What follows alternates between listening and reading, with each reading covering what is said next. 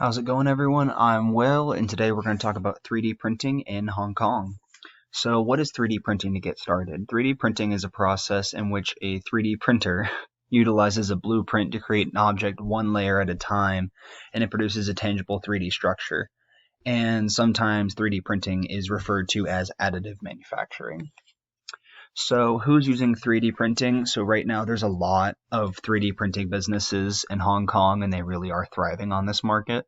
And in addition to that, hospitals, educational institutions are also looking for research in some more cost-effective housing alternatives and investments in medical prosthetics. Why is 3D printing being used?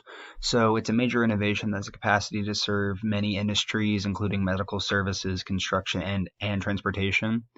And while there's a particularly high upfront cost, it's really inexpensive in the long run.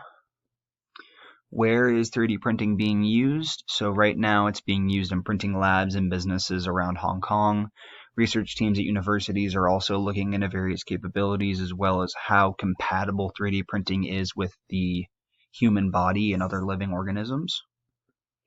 When is 3D printing being used? 3D printing was created in the 1980s and it has come a long way since then, but it still has a very long way to go.